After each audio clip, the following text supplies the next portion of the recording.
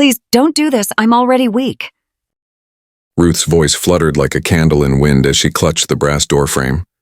Rain sheeted down, soaking her pink shawl, her shoes sliding on the slick tile of the covered porch.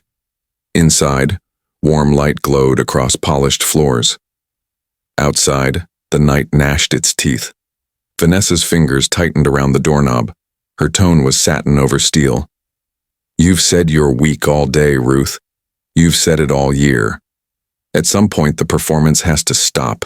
This, she gestured beyond Ruth into the storm, is where you wait until you learn some respect. Respect? Ruth blinked hard, breath hitching. I made this house with my husband. I raised my boy here. This is my family. Chelsea, perched on the arm of the sofa with a stemmed glass, didn't look up from her phone. Correction, it was your family. Now it's Vanessa's home. Gotta move with the times. Ruth's knuckles whitened against the frame. Vanessa, please, I'm dizzy. The doctor said. The doctor isn't the one paying the bills, Vanessa cut in, crisp as a snapped twig. You will not dictate this house by playing fragile. I won't let Benjamin live chained to your moods. We're starting fresh. That means boundaries. Boundaries don't shove people into the cold. Ruth's voice frayed but did not break. You can dislike me. You can move my pictures, take my room, call me stubborn. But you cannot throw me out. Chelsea's laugh was quiet and mean. Watch her, Ness. She's about to faint for effect. Vanessa leaned closer, perfume too sweet for the moment. You had your era. You set the table. You chose the curtains. You played first lady when it suited you. Now it's my turn to make a home without your sighing in the doorway. Her smile thinned. And if you can't be gracious, you can be elsewhere. With a firm, final push, the door swept forward. Ruth stumbled, one hand swiping air, the other grasping at wood slick with rain. Her shoulder struck the jamb, her breath punched out. The world tilted. She slid down to the tiles, rain pinning her hair to her cheeks like threads. Vanessa, her palm lifted, pleading. Please. The door eased in, narrowing to a bright, mean sliver. Vanessa's voice slipped through the crack like chill air. When Benjamin gets home, we'll tell him the truth. Your behavior made everyone tense, and you needed a moment outside to calm down. I'm doing what he's too sentimental to do. A pause. And don't bang on the door. The neighbors can hear. The latch clicked. The lock turned. Ruth's shoulders shook once, then again. She pressed her forehead to the panel. One breath, two. She wrapped the shawl around herself, fingers trembling, and slid to the corner of the porch out of the blow, coughing into the crook of her arm. Lord, just enough strength to sit, she whispered. Inside, the clink of glass on marble. A whisper of laughter. Chelsea's murmur. She'll learn. Headlights bled across the driveway. Benjamin's pickup nosed through the rain like a ship through dark water, wipers slapping time. He'd left the pharmacy 2 minutes ago with ginger tea and electrolyte packets, the good kind Ruth liked, the brand with the silver foil top. He was rehearsing the line he'd meant to say all week. Mom, I cleared my calendar, we'll watch that old cooking show together. When his lights caught a shape on the porch. Small, folded, soaked. He killed the engine before the truck fully stopped. The grocery bag slid off the passenger seat, bottles tumbling and clinking across mats. Mom? The word tore out of him. He vaulted the steps, shoes splashing. The porch light carved Ruth's silhouette out of the storm. Her shawl was sodden, hair pasted in dark ribbons. She lifted her head, tried to smile. You came quickly, she managed and coughed. I knew you would. He was at her side, kneeling, jacket already off. What happened? Who did this? Mom, who? His voice buckled, then hardened. His eyes skipped to the lock, latched, to the sidelights, shadows of someone crossing the foyer. to the warm, intact world inches away that had chosen to put his mother on a step like unwanted mail. "Help me stand, Ben," she whispered. "Please." He slid an arm beneath her shoulders and another under her knees, lifting gently. Her breath hitched against his collar. He felt the heat of fever through chilled clothes. He wrapped his jacket around her, shielding her from the slicing rain. In the glass, his reflection looked like a man back from war. He glanced at the door. His jaw set. He pressed his lips to his mother's hair and spoke quietly. "I've got you, and I will never let this happen again." He shifted her toward the bench, set her down softly, pulled out his phone, and flipped to record, angling the mic toward the seam of the door where voices hummed like insects. "What would you do if you came home and found your mother like this? Walk away, or walk through that door. Before we dive deeper, let us know in the comments where you're watching from. We'd love to hear from you. And don't forget to hit that subscribe button so you never miss any of our upcoming videos. 2 hours earlier, the house had looked like an advertisement for serenity.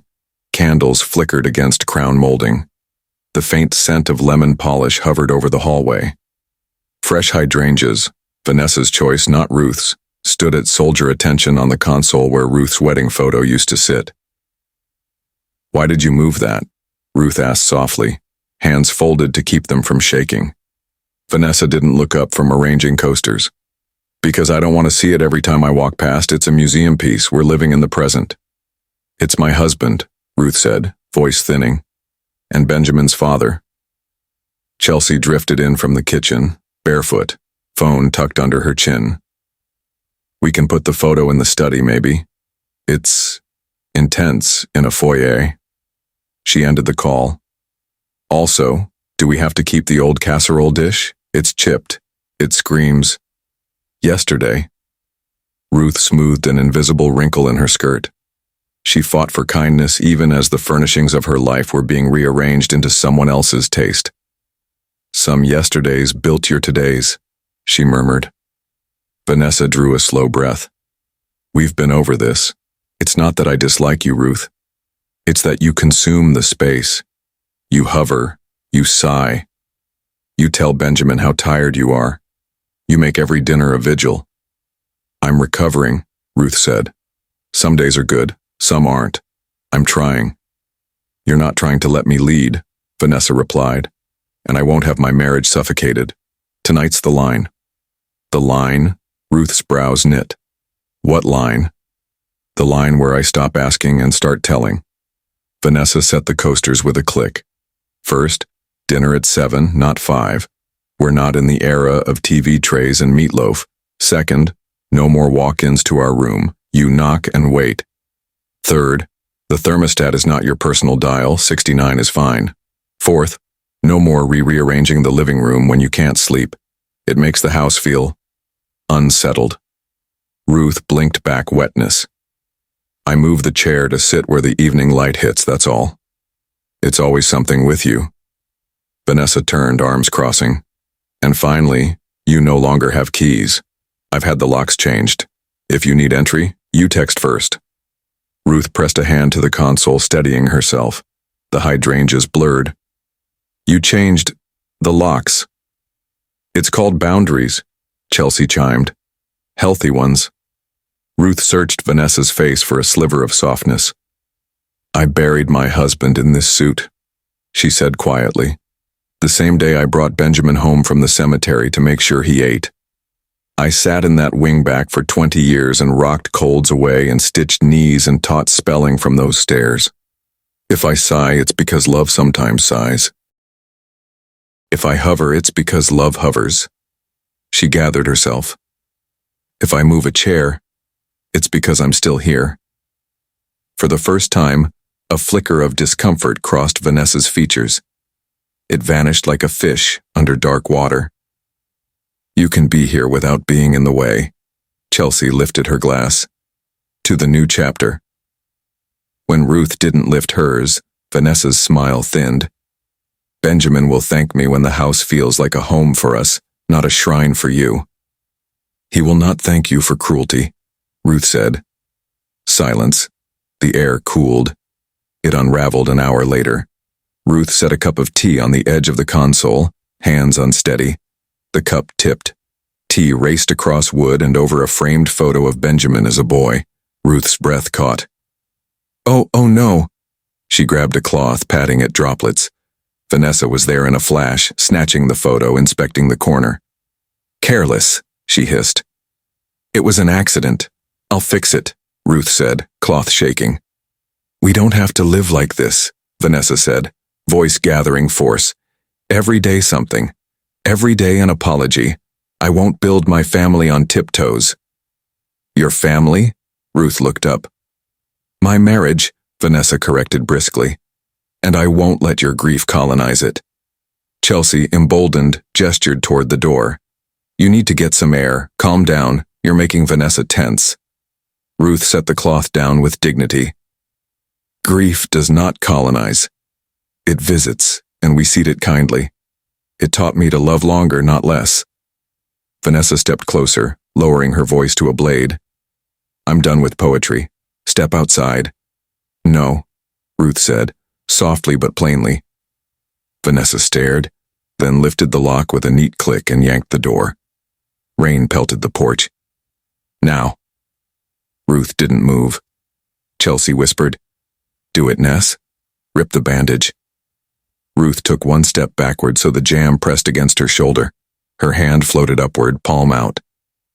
Vanessa, she said, and in that single name was a lifetime of manners and Sundays and every table she'd set with love. Vanessa pushed. It took less strength than the moment deserved. It took less thought than a person should give to a line you can't uncross. Ruth stumbled into the wet, catching herself on the rail. The door swung with the weight of a decision, and warm lamplight pinched to a seam. Don't knock, Vanessa said through the crack. You're not locked out, you're cooling off. The latch caught. On the covered porch, rain sluiced in sideways, misting her shawl and dampening the bench cushion where she lowered herself with care. She pressed a hand to her chest, feeling her heart flutter like a trapped bird. Just sit, she told herself gently. Just breathe and sit. Inside, Chelsea's voice, small but audible. Do you think Benjamin will be mad? Vanessa's answer was airy, practiced. I think he'll finally see how hard I've had it. 2 minutes later, headlights. Mom, hey, look at me. Benjamin's voice gentled as he crouched, tucking his jacket around Ruth's shoulders. Can you stand? Slowly. I've got you. She nodded once, trusting his steadiness. I didn't want to call you, she murmured, teeth chattering from shock and chill. You were finally out, taking a break. I told myself I could endure. You don't have to endure cruelty ever again. He guided her to the porch bench, angling her out of the rain's reach. He slipped his phone under the door seam and tapped the record button, screen down. Muffled voices drifted through wood, glasses clinking, a laugh he knew too well. Sit tight 1 minute, he whispered, crouching to eye level. I'm going to warm the truck, grab a blanket, and then we go in together. Okay? She caught his sleeve. Don't let your temper take you, she said softly. I don't want to be the reason you regret a word. He pressed his forehead to hers, rain dripping off his hair onto their noses. I'll choose my words, but I won't choose silence. In the pickup, he cranked the heat, fished the emergency blanket from the back, and snagged a bottle of water from the bag that hadn't burst. Back at the bench, he draped the thermal silver around her, rubbed warmth into her arms through the jacket, and twisted the bottle cap. Sip, slowly. Through the door. He'll take my side, Vanessa said, voice lilting. He loves order. He just doesn't know how to enforce it with her. I'm the adult here. Chelsea. Still, if he walks in right now, optics are not great. Then I'll fix the optics, Vanessa replied smoothly. I'll say she insisted on fresh air and I couldn't stop her. I'll throw in a dizzy spell and a stubborn streak. He hates scenes. The corner of Benjamin's mouth ticked. not in amusement, but in a kind of stunned clarity. He knelt again. "Mom, do you need a doctor?" "I need a blanket and my son," she said, trying a thin smile. "And a bit of dignity. I lost some of it tonight." "You didn't lose anything," he said. "Someone tried to take it. There's a difference." He stood, squared himself. The man he'd been in high school fights was long gone. The man he had become could lift steel beams and still kiss his mother's knuckles as if they were china. He slid the key into the deadbolt, paused, then withdrew it. He lifted his phone from the floor and checked the waveform. A neat band of sound. He set the phone to record again, this time in his palm. "Ready?" he asked. Ruth's fingers tightened on the blanket. "I'll follow your lead." He turned the key. Warm air, lemon polish, hydrangeas. The foyer looked like a magazine. He stepped across the threshold with his mother beside him, his shadow long on the floorboards. "Benjamin!" Vanessa's smile rose fast and bright. "You're back early. We were just—" "Stop." His voice wasn't loud. It was final. He closed the door behind him with a soft click that sounded like a judge's gavel. Vanessa's gaze flicked to the blanket around Ruth's shoulders, then to the damp prints on the tile, then back to Benjamin's eyes. Her mouth opened, closed. "It's not what—" "Say less," he said. "Let me talk." Chelsea's wineglass clicked onto marble. "This feels dramatic," she murmured. Benjamin set his phone face down on the foyer table, camera angled toward the room, indicator light blinking. He stepped between the women and his mother, holding one hand out in a gentle stay toward Ruth, as if to say, "You don't have to intercept anything anymore." "Mom," he said, softening. "Go sit in the den. The blanket stays. Turn the little heater on by your chair. I'll make you tea in a minute." Ruth hesitated. "I don't want to leave you alone with—" "You're not leaving me," he said. "You're allowing me." It was the tone he used when he meant to keep a promise he'd already made. She gave the smallest nod and moved past him, chin high, steps careful. He waited until she was around the corner. Then he turned. "What you did on that porch," he said to Vanessa, "was cruel." Vanessa's chin rose, eyes skimming the room for safer ground. "She needed a boundary. She was provoking me. You have no idea what she's like when you're not here." He tilted his head. "Say it again, but slowly. You put a sick woman in the rain to teach her a boundary?" "She wasn't in the rain," Vanessa countered. "She was under the awning. You make it sound like—" "She was soaked," he said evenly. "I carried her jacket off her shoulders like I wrung out a cloth." He gestured to the damp along his forearms. "This is her rain on me." Chelsea tried for a softer tact. "Look, Ben, we all want peace here." Maybe the tone got sharp, but nothing was malicious. From the den, the faint buzz of a space heater warming old bones. Benjamin's gaze didn't waver. "I heard quite a bit while I warmed the truck," he said, tapping his phone on the console. "I listened to how you planned to fix the optics. That word says everything." Vanessa folded her arms, casting for composure. "You're twisting this. Your mother has been undermining me since I moved in. She paces. She sighs. She makes me feel like a guest in my own marriage. Tonight I drew a line. Was it elegant? No. Necessary? Yes. Necessary is locking a gate when a child runs toward a street," Benjamin said. "Necessary is putting soup in a bowl when someone shivers. Necessary is turning down a dimmer when a headache blooms. Necessary," he leaned in, "is never pushing the woman who raised the man you love into a storm." The house, which had been curated into calm, suddenly felt like a stage where truth would not leave quietly. He picked up his phone. "We're not going to debate semantics," he said. "We're going to document. If you believe you've done nothing wrong, you'll have no problem repeating everything you told your sister. On camera." Vanessa's mouth parted. "You're not going to—" "I'm already doing it," he said, the light winking red. "And when we're done, You'll pack a bag. Her eyes flashed. We'll see about that.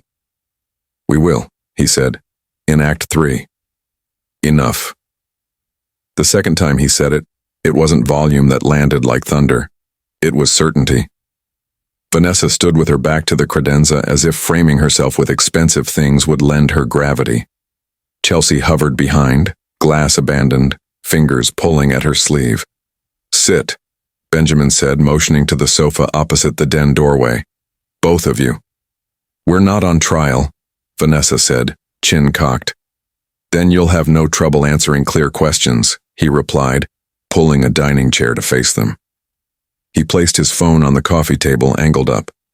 Question 1. Did you push my mother onto the porch? Vanessa's lip curled. I guided her to fresh air to de-escalate a situation. Guided, he repeated. Question 2. Did you change the locks to restrict her access? Healthy boundaries, she said crisply. You've begged for them for months. Question 3. Did you tell your sister you'd control the optics when I came home? Her jaw tightened. You're cherry-picking. Question 4. When my mother asked for compassion, did you call her a burden? Chelsea cut in, voice small. She said she was weak. It's like she wanted us to pity her. Benjamin's stare swung to Chelsea. She wanted you to act human. From the den, Ruth's voice, thin but steady. Ben, don't torture yourself with this. He softened, called back. I'm not torturing myself, Mom. I'm clarifying. He returned to the women. So here's my clarification. This house is not a set you manage for appearances. It's a place where love either lives or it doesn't. Tonight you evicted love from the table and called it leadership. Vanessa laughed once, without joy. You always do this, turn feelings into sermons. Let me make it practical. Your business is scaling. You're exhausted. You need sleep. You need quiet. You need food that isn't nostalgia. I can give you all that if you let me run this place like an adult. Adults don't punish elders with weather, he said. Adults don't erase photographs that came before them. Adults don't confuse control with care. Adults don't allow themselves to be emotionally blackmailed by size, she snapped. He leaned forward, elbows on knees.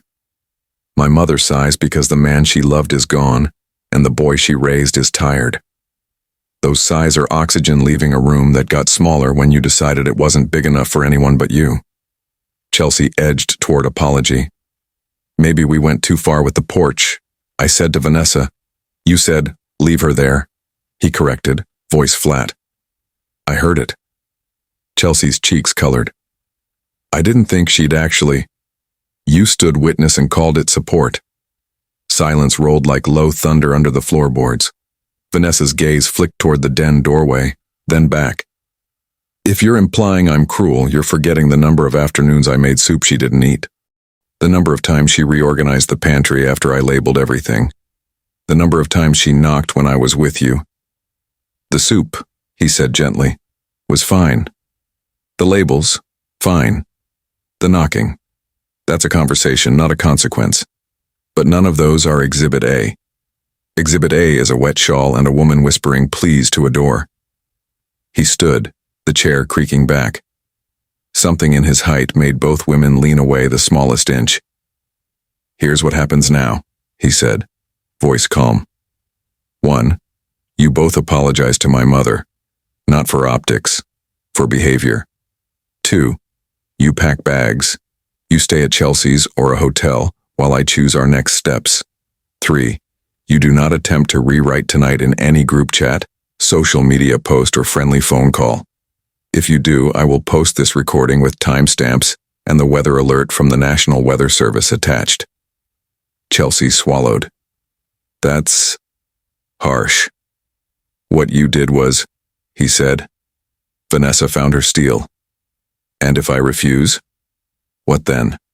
You're going to blow up a marriage because your mother got her feelings hurt during a boundary talk? He didn't blink. I'm going to protect my mother because my wife did not. Ruth appeared in the den doorway then, blanket around her shoulders, color returning to her cheeks under the heater's gentle hum. "Benjamin," she said, "don't throw your life away in one night."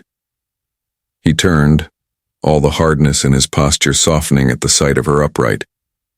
"I'm not throwing anything, Mom. I'm picking it up." Vanessa seized the opening. "Ruth," she said, summoning a careful, coaxing tone. "I overreacted. I can say that. But you do make it hard. You make everything heavy. We're trying to have a marriage that isn't dominated by grief. That's not a sin." Ruth looked at her for a long moment. When she spoke, her voice carried the authority of someone who had run houses and budgets and holiday tables with grace. "You think grief is heavy because you haven't carried love long enough. Love is heavier than grief. It asks more of you. It moves furniture and stays late and learns the names of medicines and says, 'I'm sorry,' before it feels sorry. Love isn't a scented candle and a scented throw pillow. Love is a blanket in the rain." Vanessa's mouth opened, closed. Benjamin stepped closer to his mother, standing at her side. "You heard the terms," he said to the women. "Apologize. Pack. Go." Chelsea broke first. "Ruth," she said, eyes down, voice thin. "I'm sorry." Ruth nodded once. "Thank you." Vanessa held the stare like a contest she wanted to win. Then, almost imperceptibly, her shoulders dropped. "Ruth," she said, the words stiff in her mouth.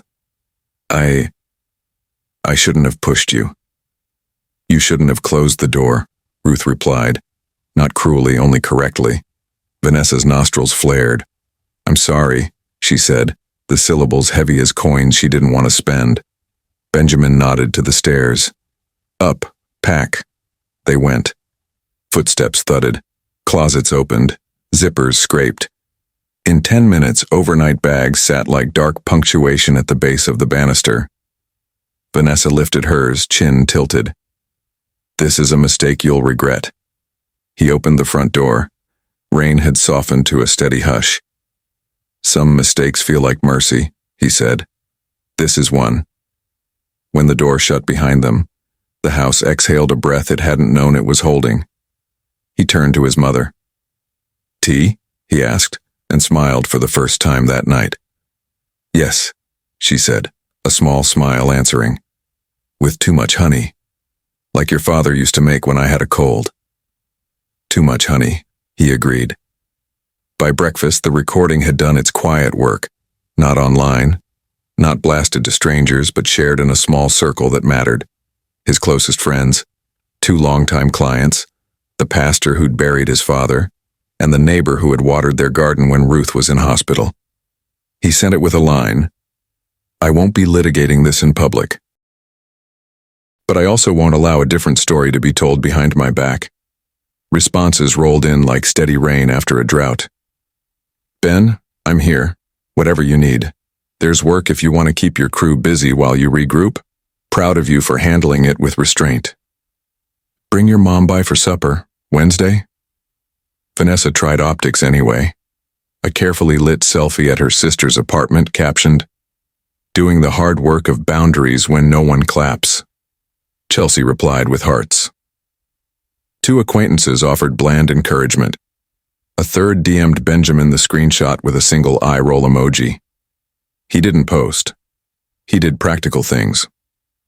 He canceled Vanessa's house codes and moved Ruth's photo back to the foyer with quiet ceremony. He called the locksmith to reinstall the original deadbolt, then handed Ruth a key that gleamed like a medal. "This belongs to you," he said. She ran a thumb over the grooves.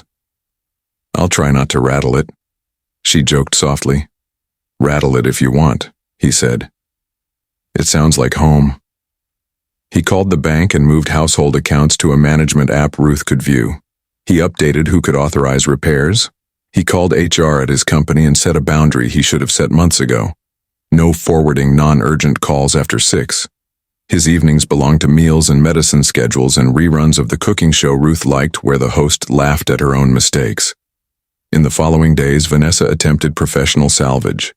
She called 2 of Benjamin's commercial clients to smooth things over, implying he was unraveling under family strain. Both forwarded her messages to him. One replied to her directly, We hire integrity. We'll wait for Benjamin.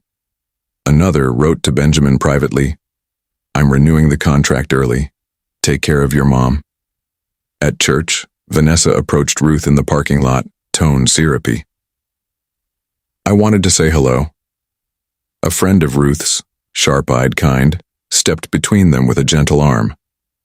Ruth's with me today, she said, as if offering a ride through a puddle. Vanessa retreated, stung by a boundary enforced without raised voice. Chelsea disappeared from the story with a text. I panicked. I'm ashamed. I'm sorry. Ruth read it and replied, being a bystander is a habit you can break. Please do. At home, the softness returned in increments. They cooked too much soup and froze portions in labeled containers that made Ruth laugh. Now these labels I can approve. Benjamin rearranged the living room back to the way light fell nicely at 5, then let Ruth shift a chair half an inch and said, leave it, because it pleased her to. One evening, a client he'd been courting for months called. I like how you handled your business, the man said. Quietly, decisively, with care. I want someone like that finishing our library build. Thank you, Benjamin said, throat tight. After he hung up, he sat on the stair and let the relief wash him. That sounded like good news, Ruth said from the landing, her robe tied neatly, color warm in her face. It is, he said. Work that fits the crew for the next 6 months. She descended step by careful step and squeezed his shoulder. Your father would say, well done. Then he would ask if the pay terms were fair. Her smile turned conspiratorial. Ask if they're fair. I did, he said, and they both laughed. Vanessa tried one last thing. A long email that read like a closing argument. You ruined my chance to build something beautiful because you're tied to the past. Your mother will always come first, and that's not a normal marriage. The world will see that you're unbalanced. He replied with 2 sentences. It's not unbalanced to put kindness first. I hope you learn that truly for your own future. He didn't send the recording wider. He didn't need to scorch earth to feel like he'd won. The win was his mother dozing in the wingback under a blanket that smelled faintly of lavender, the thermostat where she liked it, the picture in the foyer catching afternoon light again. On a Tuesday, he returned from a site visit to find Ruth in the kitchen, filling a recipe box with cards written in her tidy hand. Emergency dinners, she said, tapping the stack. For the day's work runs long, 5 ingredients, reasonable nutrition, permission to add extra butter. He leaned on the doorframe, smiling. That last part sounds like Dad. Everything good I know has at least one of your father's fingerprints on it, she said, then added, and yours. He swallowed. Everything good I know starts with you. The house felt like itself for the first time in months, like a place sadness could visit without being evicted, where joy could expand without asking permission. The storm that began on a porch had drifted into distance, a grumble at the horizon that reminded you to keep umbrellas near the door, and tenderness even nearer. Weeks later, the doorbell rang. The camera showed Vanessa on the step, hair neat, makeup subtle, a small suitcase behind her like punctuation. He opened the door, leaving the chain on. Politeness, not invitation. I came to apologize, she said, eyes glossy with something that could have been remorse or could have been strategy. Really apologize, not the performative kind. She glanced at the camera, then dropped her gaze. I lost myself. I thought making a perfect home meant controlling it. I hurt someone gentle because I couldn't control how I felt about my own life. He listened. He kept his voice even. Thank you for saying that. I also need a place to stay for a few nights, she added quickly. My sister's lease runs strict. I'll be out of your way, I promise. Vanessa, he said quietly, this house isn't a place to pause between choices. It's a place we're rebuilding. We're doing well. Kindly, the answer is no. She flinched as if the word brushed a bruise. You're really shutting the door? I'm keeping it closed, he said. There's a difference. Her eyes shone. Ruth. Could I speak to her? Just to say? He shook his head gently. She doesn't need that. You do. Find a counselor. Learn to make amends where they matter most. Vanessa squared her shoulders, dignity regathered like a coat. You'll regret this, she said out of habit more than menace. He tilted his head not unkindly. I already regretted too much, I'm done. He let the door ease shut and stepped back into warmth. Ruth stood at the hall's end, her expression composed. You were kind, she said, and firm. That's hard to do in the same sentence. He exhaled. My teacher's been excellent. They didn't mark the moment with champagne or a social post. They made grilled cheese, the good bread buttered to the edges, and watched the episode of the cooking show where nothing worked and the host laughed until she cried. They laughed until they coughed too, tears happy in their eyes. Ruth said, I forgot how good it feels to let noise be joy. On Sunday, the pastor asked if they wanted to share their testimony. Ruth smiled and shook her head. My testimony is a quiet foyer and a temperature set where my bones don't ache, she said, and a son who doesn't flinch when the kettle whistles. He took her to the nursery garden they'd started for his father's roses. They pruned the climbers, tied fresh green to old trellis. Ruth touched a leaf and said, You know, sometimes you cut what looks healthy so that what truly feeds the plant can breathe. She looked at him sideways. You did some good pruning. At work, the crew framed in the library job like music.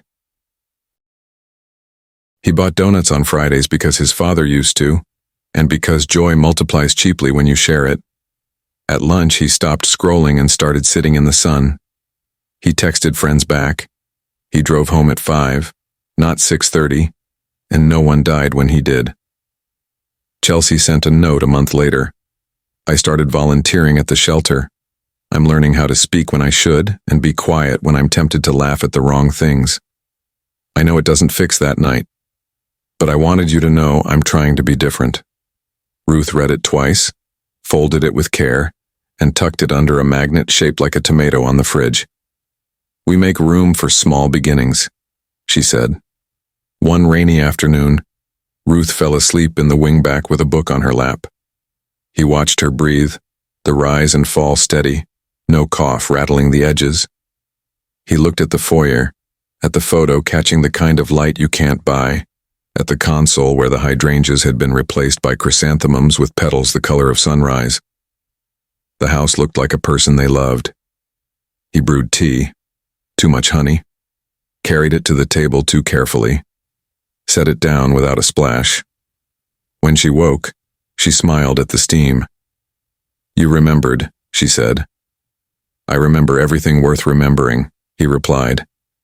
Outside, another storm tried to gather, grumbling across the ridge. He stepped onto the porch and watched it think itself big.